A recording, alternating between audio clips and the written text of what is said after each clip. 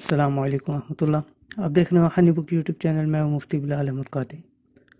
جس وقت شادی ہوتی ہے، شادی کے حوالے سے بہت سارے مسائل ہوتے ہیں۔ اس سے پہلے استخارہ کروایا جاتا ہے اور وہ بھی ضروری ہوتا ہے تاکہ شادی کے اندر کوئی مسائل، کوئی مسئلے، کوئی پریشانیاں نہ ہوں۔ اور اسی حوالے سے آج کی جو ویڈیو ہے یہ خاص کر نوجوانوں کے لیے ہے کہ جو شادی کرنا چاہتے ہیں تو ان سے کو چاہیے کہ شادی سے پہلے یہ ضرور دیکھ لیں جو ایک دانا کا قول ہے کہ فرماتے ہیں کہ 7 قسم کی عورتیں ایسی ہیں کہ ان سے کبھی شادی مت کرو، اگرچہ وہ بے شک حسن و جمال میں، مال و دولت میں بے مثال ہی کیوں نہ ہو، یعنی ان کا حسن و جمال بھی اچھا ہو، مال و دولت بھی ہو۔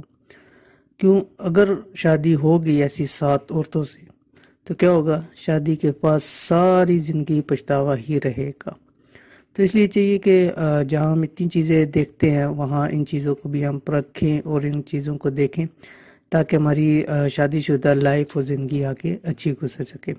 تو کون کون سی وہ 7 قسم کی عورتیں ہیں وہ اس ویڈیو میں شیئر کر رہا ہوں۔ ویڈیو کا مکمل دیکھیے۔ اگر آپ ہمارے چینل پہ نئے ہیں، چینل کو ضرور سبسکرائب کریں تاکہ آنے والی ایسی تمام لیٹسٹ ویڈیوز آپ کو بر وقت مل سکیں۔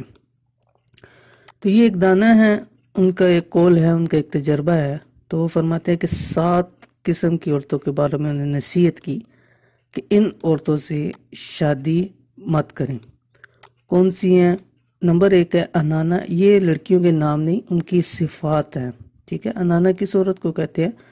کہ وہ عورت جو ہر وقت سر پر پٹی باندھے رکھے اور ہر ٹائم اس کے شکوے شکایت اس کا معمول ہوں، تو ایسی عورت سے جو ہے وہ شادی سے بچنا چاہیے۔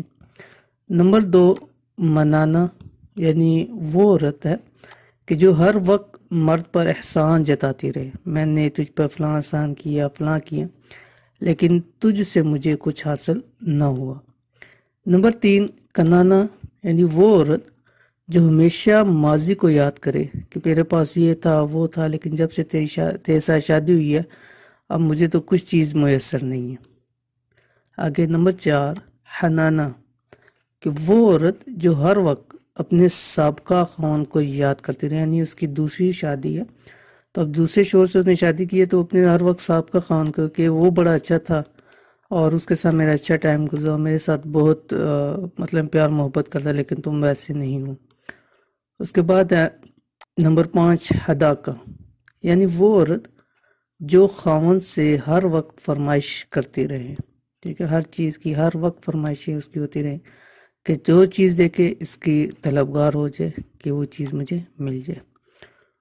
نمبر 6 کا ہے براقہ، یعنی وہ عورت جو ہر وقت اپنی چمک دھمک میں لگی رہے، اس کو کسی اور چیز سے سروکار نہ ہو۔